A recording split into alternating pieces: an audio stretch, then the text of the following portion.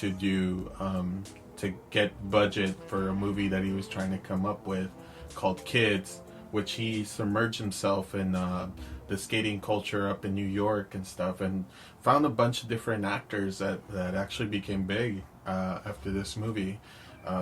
I know Harmony Korine wrote this movie in like a week, and he was like 19 years old at the time. And it's just one of those movies that I think you're telling James, like, don't watch this because I think you want to go celibate after watching this movie. Yeah. And it's definitely a wild ride. I would recommend anybody to see this once. It's one of those movies you have to see once in your life. Yeah. Maybe never again. Yeah. I've seen it once. I watched it, when I lived right back here, and never again I'd put it on. Was that the one that Vic put up on Instagram? Same movie, yeah. Okay. It's devastating film. I think it was Rosario Dawson's Rosario Dawson's debut. So I want to recommend Kids. I also want to recommend another movie called Ken Park, which was released in 2002. It was the continuation, not the continuation, but it was the continuation working with Harmony Korine, who wrote this movie and directed by Larry Clark. And what's funny about this movie is that when it's never been released in the U.S., so it's never had a U.S. release. It's banned in Australia. It's Larry Clark punched one of the heads of the MPAA in London, in England. What? Yeah, so he that movie got kind of wasn't released in England, so it was, I think, released in France, the Netherlands, and I forgot where else, and it's never been released because of the teen sexual innuendo in here, the amount of violence and sex and sexual abuse that goes on in this movie is off the charts. Okay. And so it like Wesley said about Kids, like it's like one of those movies where you just watch one time. Yeah. Another one which you recommended to me was Bully. Yeah. That he directed too, and which is based on a real life incident that happened down in Miami Beach. Yeah. And so I recommend you guys watching it. I know it's streaming on Tubi. Yeah. For free. It's that one's starring is it one of the stars of Chloe Sevigny and then Nick Stahl, who is also in Disturbing Behavior, which we are covering tonight. Yeah.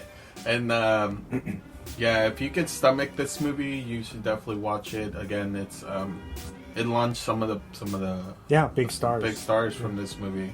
So again, if you can stomach real life stuff, like this actually happened, and go watch it. And also Jonah Hill's mid-90s, which I thought it was incredible. I thought it was a beautiful period piece that he did.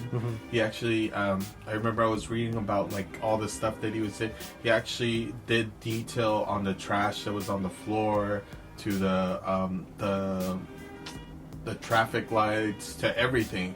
Like he wanted to make sure that it was like everything mid-90s. Mid-90s. And so I was like, and I think it took him like three years or something to finish writing this movie, and 30 drafts. So 30 drafts. So, because if you watch it, it doesn't feel like scripted at all. No. It's like if he's just like, okay, like do your life, stuff. do your life. Just act, just do what you would do when you wake up. And, it's pretty wild. It's good. It's very good. And I was just like, oh my god, Jonah Hill just kind of killed it on this one. I was like, yeah, it's very good. And again, like we were talking about Bradley Cooper, we were talking about Joseph Gordon-Levitt. Like these actors are like directors and stuff. Like they were actors that now become directors. Like just kill it right off the bat with their first film that they ever do and stuff. And I think he did a really good job with it. Also, he got Trent Reznor and Atticus Ross to do the soundtrack. Yeah. For those of you who don't know, they did the Watchmen music for the season 1. And I love the depiction of like hip hop and like punk music in this movie. Yeah, it's a great blend. Yeah. And it because it really was really like what submerged skate culture and hip hop culture back in the day. It was so underground that a lot of people don't know half the stuff that's in this movie, which I love. I love that. I remember on my Instagram last night, I was really drunk and I was like, yo, I want to do more hip hop and skate shows and stuff. Because like after watching this, I was like, dude, I got reminded of like my early teens, like where I was just like watching like skate videos and stuff at my friend's house. So I was like, oh man, I want to kind of submerge myself in this culture again, you know, and do a little bit more stuff with that in that culture, because I owe it to them because of their inspiration too, you know. Yeah, I've always thought hip hop and punk rock are like brother and sister because they are about rebellion. Yeah, you know what I mean? Yeah, different styles, of course, but they're how do you say, like, they kind of mash together. Yeah, they're connected without really being recognize each other. I'm not sure if that makes sense. Wheelhouse. I kind of don't want to fucking say anything anymore because I really want to do this movie. I really want to review it sometime soon. I own it, so we could do that. Like, yeah. And also, before I forget, and there's a fifth one, Beach Bum by Harmony Korine, starting Matthew McConaughey, Snoop Dogg, and Zac Efron's in there. And it's streaming on Hulu. So, oh, okay, nice. So, oh yeah, it is. Yeah. So you guys go check it out. He also did Spring Breakers too. So Harmony Korine. Yeah, I really don't like that movie. He did Spring Breakers, so This is James Franco, right? yeah, I haven't seen that one. I wasn't impressed. I wanted to. I thought I was gonna dig it. I thought it was gonna be great, and I was just like, this is bullshit. because Harmony Korine has like a weird way of telling the story. So like, you gotta really, like you said, stomach it. So yeah, I'm done. Cool. I just have one for you guys. Oh, nice. So short and sweet. You season 2.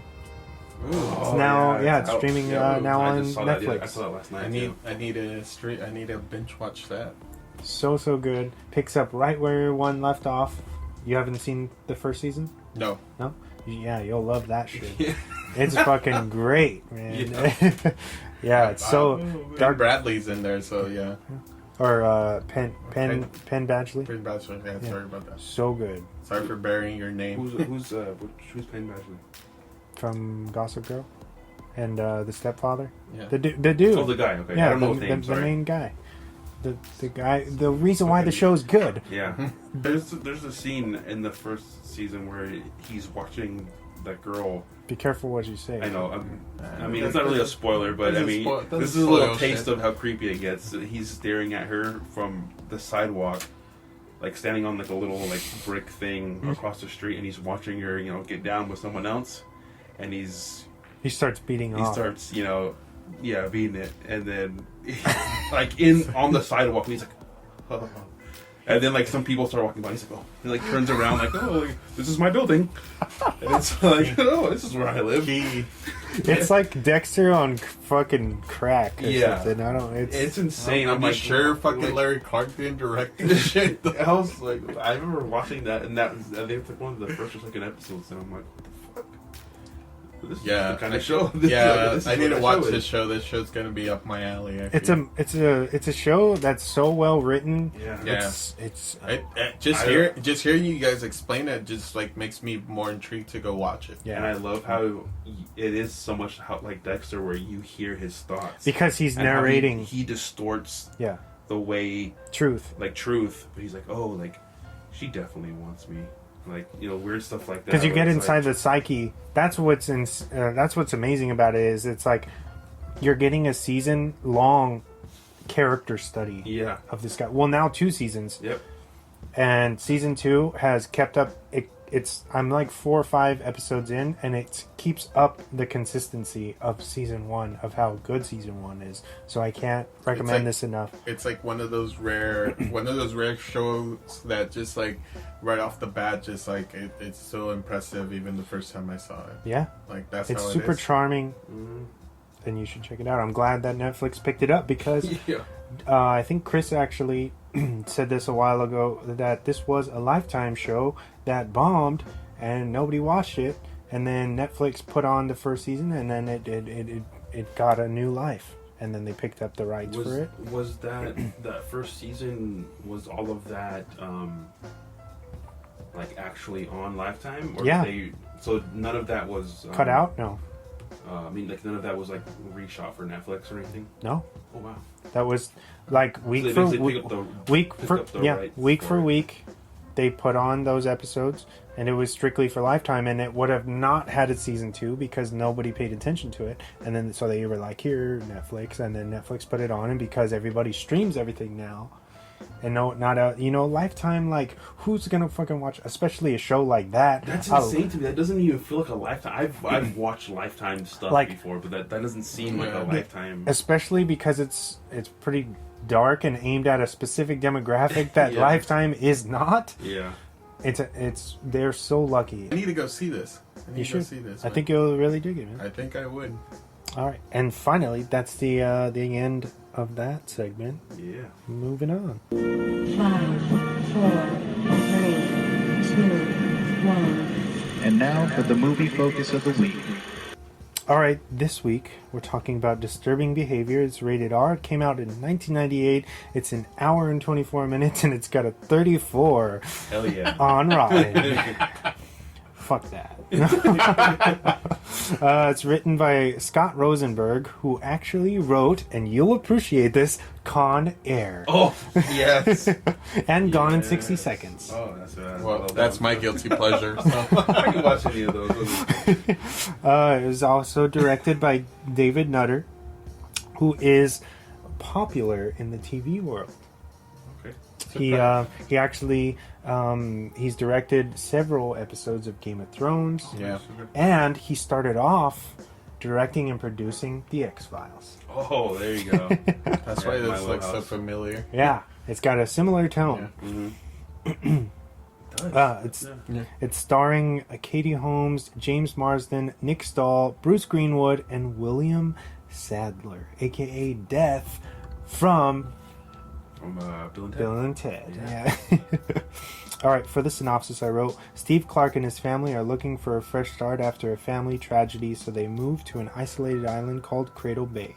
As Steve quickly befriends the misfits of his high school, they soon uncover a sinister plot to brainwash the youth of the island. Uh-oh. Beautifully written there. Thank you. I'm on a roll tonight. I'm very motivated, even though this is my second episode I did in a week. So. Soldiering through. Yeah, right. James. Yes. Oh, I know both of you guys. This is your first watch, which is amazing to me that you've never seen this before. But what'd you think? All right. To me, first, after watching this or going through this, I was really had that.